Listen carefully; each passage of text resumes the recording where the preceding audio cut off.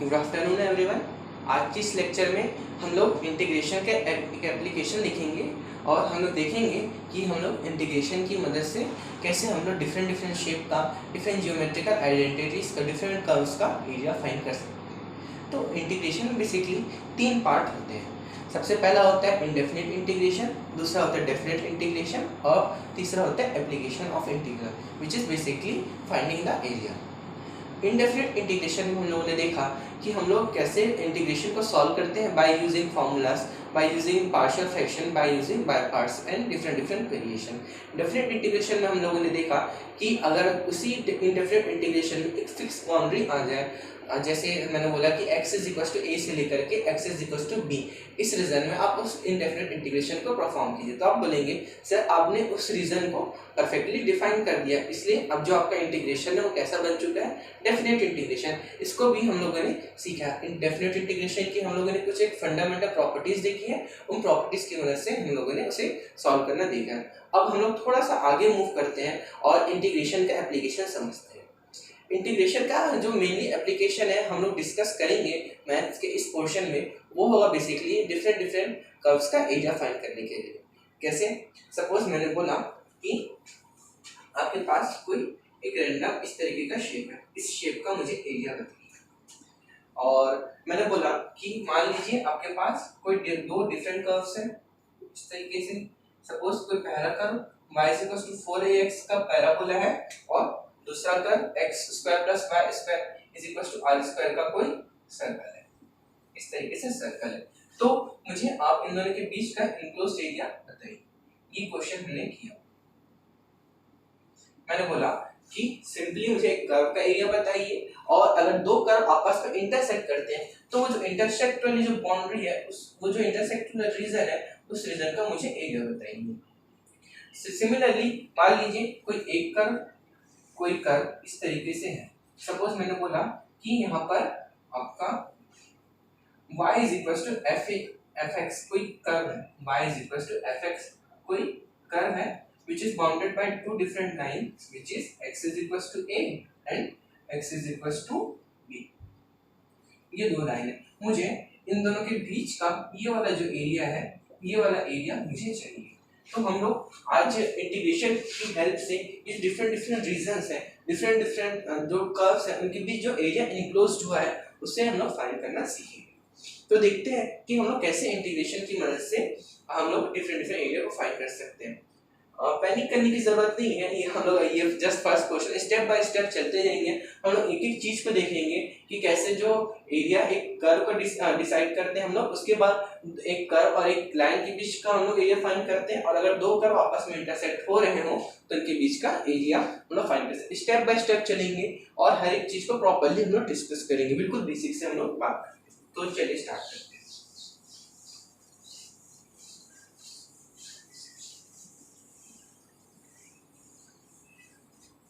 Area under curve को मैं एक बेसिकली एक एग्जांपल से मैं स्टार्ट करता हूँ। अगर मैं आपको सपोज किसी ग्राउंड में ले गया, किसी क्रिकेट ग्राउंड में ले गया, मैंने बोला आपके पास ये इस तरीके का एक ग्राउंड है, इस ग्राउंड में बहुत सारी टाइल्स फिट की हुई, इस ग्राउंड में बहुत सारी टाइल्स फिट की हुई, सपोज इस तरीके की बहुत सारी टाइल्स फिट की हुई, इस तरीके से हमें ड्रॉ करता हुआ जा रहा है।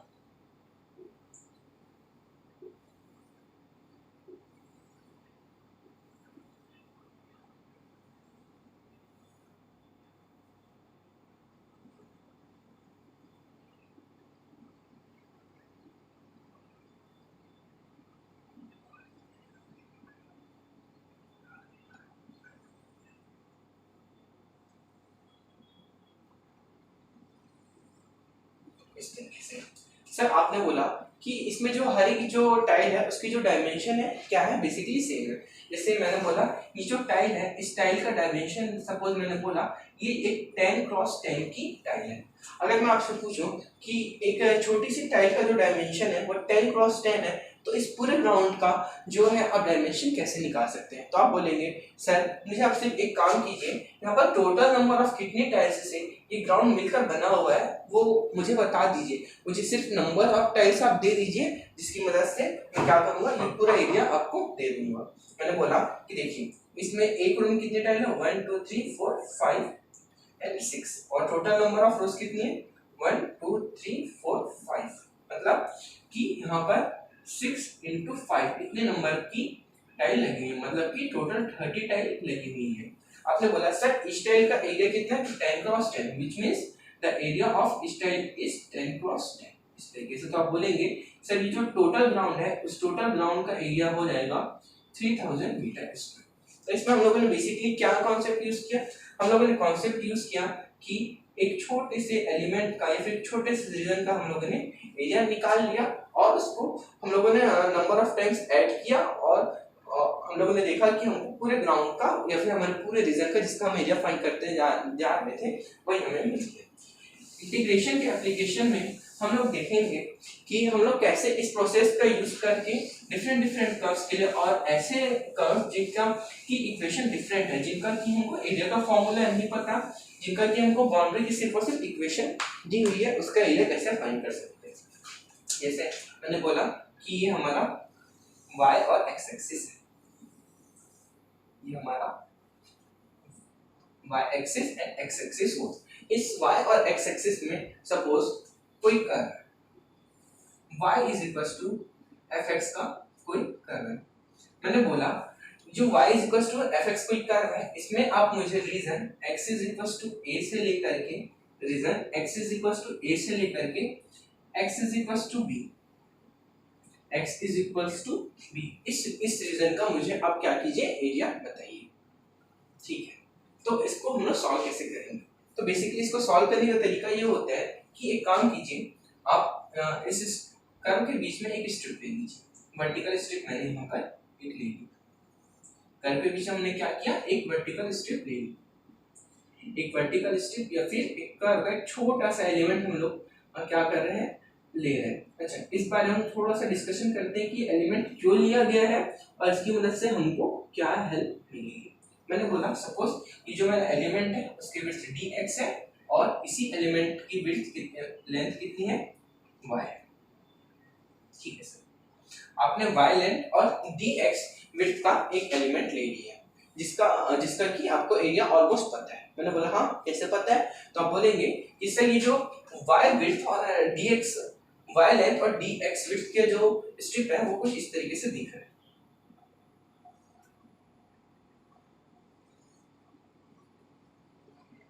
सर y into dx की जो स्ट्रिप है बेसिकली वो आपकी एक वर्टिकल स्ट्रिप है और जिसका की शेप आप बोल सकते हैं क्या है, रेक्टेंगुलर है। रेक्टेंगुलर, और हम लोग जानते हैं कि रेक्टेंगुलर शेप का एरिया क्या होता है, length into width, which means इस स्ट्रिप का एरिया क्या आ जाएगा, y into dx, y into dx, y into dx जो है इस सिंगल स्ट्रिप के एरिया को रिप्रेजेंट करेगा। अच्छा, मैं काम करता हूँ, मैं मान सकता हूँ कि ये जो मेरा पूरा कर्व है ऐसे बहुत सारे n नंबर ऑफ स्ट्रिप से मिलकर के बना हुआ होगा। सपोज ये मेरा फर्स्ट स्ट्रिप था, यहाँ पर और कोई सेकंड स्ट्रिप रही होगी, यहाँ पर कोई थर्ड स्ट्रिप रही होगी, यहाँ पर कोई फोर्थ स्ट्रिप रही होगी। तो क्या मैं अगर उन सभी स्ट्रिप्स के एरिया का समीशन ले लूं तो क्या मुझे इस पूरे कर्व का एरिया मिल जाएगा, तो बिल्कुल बोलेंगे सर हाँ हमें मिल जाएगा। कैसे, जैसे मैंने बोला सर ये मेरी कोई स्ट्रिप है,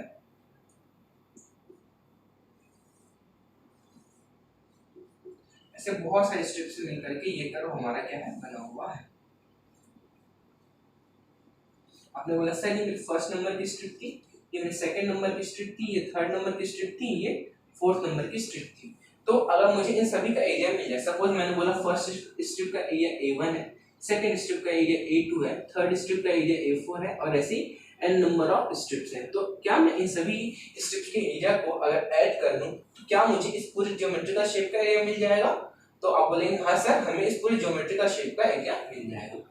तो इंटीग्रेशन की डेफिनेशन ये बोलती है। साथ ही साथ ये करने के बजाय मैं एक दूसरा प्रोसेस ये भी कर सकता हूँ कि इंटीग्रेशन का एप्लीकेशन ये बोलता है हमको कि सर आप एक काम कीजिए, आप एक सिंगल स्ट्रिप ले लीजिए और उस सिंगल स्ट्रिप का इसी रीजन में x is equal to a से लेकर के x is equal to b, इस x is equal to a से लेकर के b तक इस बाउंड्री का आप क्या कीजिए, इंटीग्रेशन कर दीजिए, जो कि which will be equals to this a integration. मतलब कि अगर मुझे इस रीजन पूरे का एरिया फाइंड करना होगा तो सब मैं ए फाइंड करने के लिए क्या करूंगा, सीधा सीधा कुछ नहीं, बस ये y इंटू डी एक्स जो स्ट्रिप मैंने लिया हुआ था y इंटू डी एक्स का इंटीग्रेशन कर दूंगा, और कहाँ से कहाँ तक, x is equal to a से लेकर के x is equal to b तक। ऐसा करने से मुझे क्या होगा कि इस पूरे इसका जो एरिया इंक्लोज्ड है उसका मुझे एरिया पूरे रीजन का इंक्लोज्ड एरिया मिल जाएगा। इसको देखते हैं, एक एग्जांपल से देखेंगे कि कैसे स्ट्रिप ली जाती है और कैसे डिफरेंट डिफरेंट स्ट्रिप का एरिया जो है ऐड हो जाता है। अच्छा, किसी के मन में ये डाउट आ रहा होगा कि सर ये जो यहाँ पर तो हम लोगों ने एडिशन किया, यहाँ पर तो इंटीग्रेशन कर रहे हैं, तो इसमें डाउट रखने की कोई बात नहीं है। इंटीग्रेशन की डेफिनेशन ये बोलती है कि अगर आप किसी स्ट्रिप का ए से लेकर के बी तक आप इंटीग्रेशन कर दें तो आपने बेसिकली किया क्या, ऐसे n नंबर ऑफ स्ट्रिप्स का जो एरिया है उसको बेसिकली ऐड किया। इंटीग्रेशन की डेफिनेशन ही यही बोल रही है कि अगर आप उसको उस स्ट्रिप के एरिया को उस रीजन में इंटीग्रेट कर दे तो जो पूरा एरिया है वो पूरा एरिया आपका आ जाता है। ठीक है, आइए इसकी मदद से, इस कॉन्सेप्ट की मदद से मैं आपको एक सर्कल का एरिया फाइंड करना सिखाता हूँ। देखते हैं सर क्या ये जो कॉन्सेप्ट आपने लगाया है, इस कॉन्सेप्ट की मदद से हम लोग एक जो बेसिक शेप होता है हमारा सर्कल, उस सर्कल का एरिया फाइंड कर सकते हैं। ठीक है सर, ट्राई करते हैं।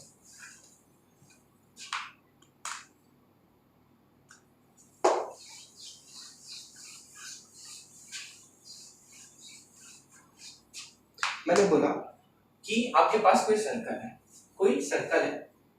सबसे पहले एक काम करते हैं, कोऑर्डिनेट सिस्टम ड्रॉ कर देते हैं। ये मेरा y और x एक्सिस हुआ, ये मेरा x एक्सिस हुआ, ये मेरा y एक्सिस हुआ। x और y एक्सिस में कोई एक सर्कल बन रहा है। अच्छा, ये जो सर्कल है, इस सर्कल का जो ओरिजिन है,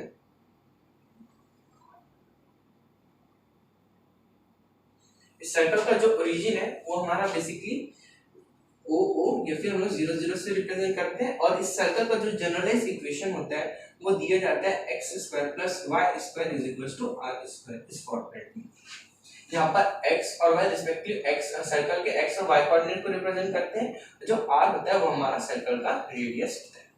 ठीक है सर, एक काम करते हैं, इस सर्कल का एरिया फाइंड करने के लिए ट्राई करते हैं। तो मैं काम करता हूँ, मैं देख रहा हूँ कि जो सर्कल है बेसिकली 4 डिफरेंट आर्क्स से मिलकर के बना हुआ है। जैसे आप देखेंगे ये वाला रीजन फर्स्ट पोर्शन, जिसको कि मैंने सपोज A1 रीजन नाम दे दिया, A2 reason, A3 reason and A4 reason. इस तरीके से मैंने डिफरेंट रीजन्स दी। इन डिफरेंट रीजन से मिल करके जो मेरा सर्कल बना हुआ है, तो क्यों ना मैं एक काम करता हूँ, किसी भी एक रीजन का एरिया निकाल लेता हूँ। सपोज मैंने A1 फाइंड कर लिया और उस A1 में मैं क्या करता हूँ, 4 का मल्टीप्लाई कर देता हूँ, जिससे कि मेरा पूरा रीजन आ जाएगा। मैंने इस A1 को निकाल लिया और A1 को 4 से मल्टीप्लाई कर दिया, क्योंकि ऐसे सिमिलरली 4 शेप थे और 4 से मल्टीप्लाई कर दिए, मुझे पूरे उस सर्कल का एरिया जो है मिल जाएगा। ठीक है, तो स्टार्ट करते हैं ये प्रोसेस कि हम लोग कैसे करेंगे। अच्छा, जब हम लोगों ने बात किया था इंटीग्रेशन की, तो हम लोग बेसिकली ये देखते हैं कि हमको एक फिक्स बाउंड्री चाहिए होती है। एप्लीकेशन ऑफ इंटीग्रल में बेसिकली ये डेफिनेट इंटीग्रेशन का पार्ट है जिसमें हमको फिक्स बाउंड्री चाहिए होती है। अच्छा, एक बात आप मुझे बता सकते हैं क्या कि सर ये ओरिजिन से लेकर के इसका जो सर्कमफेरेंस है, इसके बीच का डिस्टेंस कितना हुआ? तो हम लोग जानते हैं कि ओरिजिन से लेकर के जो सर्कमफेरेंस का डिस्टेंस है वो बेसिकली उसका रेडियस होता है। अच्छा ठीक है, तो इसका मतलब सर यहाँ से लेकर के यहाँ तक का पोर्शन में बेसिकली क्या होगा, आर रेडियस या फिर आर डिस्टेंस। ठीक है सर। अच्छा, ये वाला पॉइंट था 0,0। अच्छा, कोऑर्डिनेट सिस्टम की एक बात कि अगर आप सिर्फ और सिर्फ along the x axis move करते हैं तो ये जो 0 0 है इसके सिर्फ और सिर्फ एक्स कोऑर्डिनेट में चेंज आएगा। अगर आप वाई एक्सिस के अलाउंग मूव करते हैं तो सिर्फ और सिर्फ आपका वाई एक्सिस में चेंज आएगा। अगर मैं सपोज यहाँ पर मूव करता हुआ जा रहा हूँ, ये वाला जो पॉइंट है वो मेरे को फर्स्ट पॉइंट मिलेगा 1,0, इसका नेक्स्ट पॉइंट मिलेगा 2,0, इसका नेक्स्ट पॉइंट 3,0, और ये मैंने बोला कि r डिस्टेंस है तो ये वाला पॉइंट मुझे मिल जाएगा r,0। इस तरीके से। ठीक है सर। सर एक काम करते हैं, इसका एरिया फाइंड करने के लिए ना हम लोग इसमें एक स्ट्रिप मान लेते हैं। मैंने बोला कि हाँ चलो इस जो फर्स्ट आर्क है इसमें एक स्ट्रिप ले लेते हैं। आपने बोला ठीक है सर, एक स्ट्रिप हम लोग लेते हैं। मैंने बोला इस स्ट्रिप की लेंथ क्या रखेंगे? आपने बोला सर इस स्ट्रिप की लेंथ हम लोग रखेंगे y, इस स्ट्रिप की लेंथ हम लोग y रखेंगे, और इस स्ट्रिप की जो विड्थ है वो कितनी रखेंगे, dx रखेंगे। सर dx विड्थ और y लेंथ का हमने क्या किया है, एक स्ट्रिप लिया हुआ है। ठीक है, तो मैंने थोड़ी देर पहले हम लोगों ने डिस्कस किया कि जिस भी रीजन में मुझे चाहिए होता है हम लोग उस रीजन में छोटा सा एलिमेंट लेकर के उस पूरे रीजन के लिए हम लोग क्या कर देते हैं, इंटीग्रेट कर देते हैं। तो मैंने पूछा कि सर ये स्ट्रिप आपको कैसा दिख रहा है, तो आप बोलेंगे कि जो स्ट्रिप है मुझे सर ये तो रेक्टेंगुलर शेप में दिख रहा है, रेक्टेंगुलर शेप में दिख रहा है। मैंने बोला कि अगर इसका एरिया मैं DA ले लूं, इस छोटे से स्ट्रिप का एरिया अगर मैं DA ले लूं तो आप मुझे बता सकते हैं कि वो DA क्या होगा।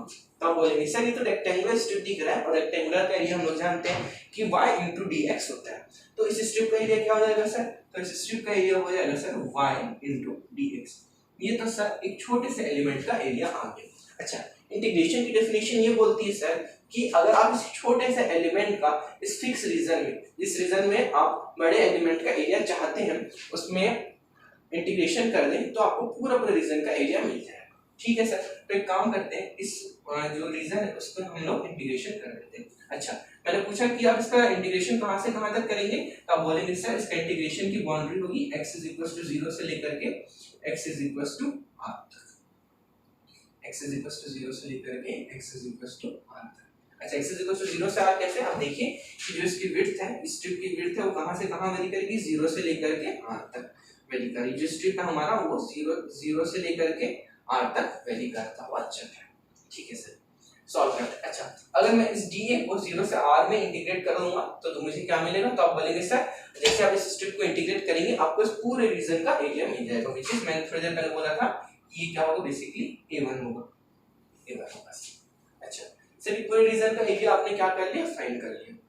अच्छा, इसको अगर वैल्यू निकालें, इसकी वैल्यू क्या होगी, तो आप बोलेंगे सर इसकी वैल्यू देखते हैं y into x = 0 से लेकर के x = r तक और y into dx। अच्छा, इंटीग्रेशन में देखिए आपको इंटीग्रेशन किसके रिस्पेक्ट में करना है, x के रिस्पेक्ट में। dx मतलब integration is going to perform with respect to x, x के रिस्पेक्ट में आप इंटीग्रेशन परफॉर्म करने जा रहे हैं, लेकिन यहाँ पर तो आपका y मौजूद है, y प्रेजेंट है। तो एक काम कीजिए, y के रिस्पेक्ट में आप y का इंटीग्रेशन तो कर नहीं पाएंगे, एक काम कीजिए y को आप x के टर्म में लिख सकते हैं क्या, तो आप बोलेंगे हाँ सर मेरे पास सर्कल का इक्वेशन मौजूद है, इस सर्कल की इक्वेशन से मैं काम करता हूँ y की वैल्यू निकालता हूँ। तो y की जो वैल्यू आ जाएगी वो आएगी √r² minus x², √r² minus x²। यहाँ पर से मैं वैल्यू निकाल सकता हूँ, ये वैल्यू मैंने यहाँ पर r² माइनस x।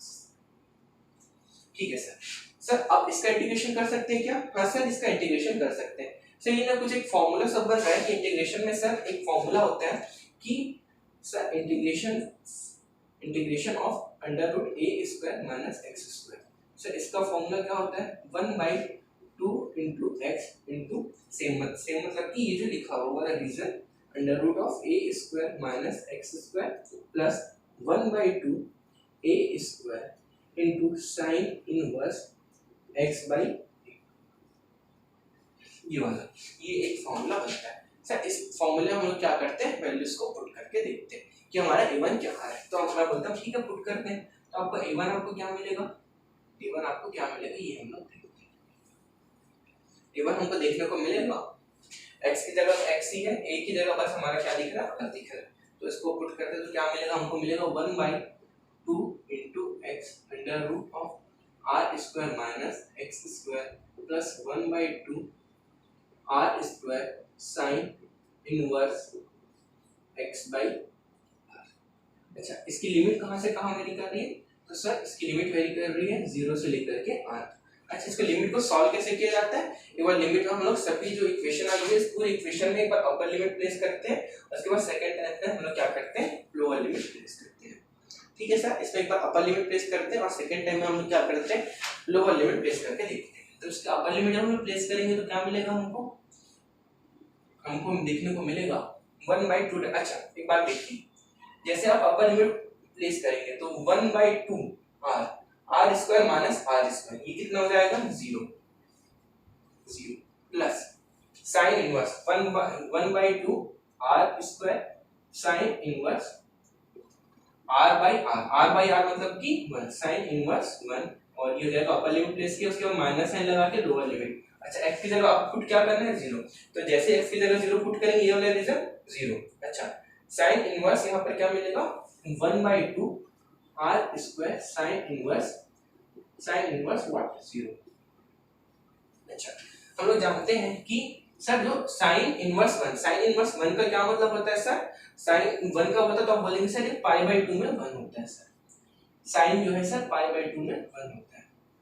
अच्छा साइन जीरो कब होता है? साइन जीरो होता है सर जीरो में। इसका मतलब कि जो मेरा a1 का वैल्यू है वो कितना आ जाएगा? a1 का वैल्यू मेरे पास आ जाएगा पाई आर स्क्वायर बाई 4। अच्छा जो मेरा पाई आर स्क्वायर बाई 4 है वो बेसिकली किस रीजन का वैल्यू है? तो आप बोलेंगे सर ये जो आपने एरिया a1 लिया था ना, एरिया a1 जो पहले आपने माना था इस एरिया का रीजन। अच्छा अब ये जो पूरा सर्कल है क्या ऐसे ही 4 आर्क से मिलकर के बना हुआ है? यस सर ये जो पूरा सर्कल है वो ऐसे ही 4 आर्क से मिलकर के बना हुआ है। तो मतलब कि इसका जो सर्कल का टोटल एरिया हो जाएगा वो सर्कल का टोटल एरिया क्या हो जाएगा? 4 टाइम्स ऑफ a1। मतलब ये मेरे को देखने को मिलेगा 4 into pi r square by 4 which is 4 and 4 cancel and pi r square. हम लोग जानते हैं कि जो सर्कल का एरिया होता है वो बेसिकली हमारा पाई आर स्क्वायर होता है। तो यहाँ तक रखते हैं। यहाँ पर हम लोगों ने देखा कि हम लोग कैसे एक रीजन में पर्टिकुलर रीजन में हम लोग एरिया फाइंड कर सकते हैं। Okay thank you.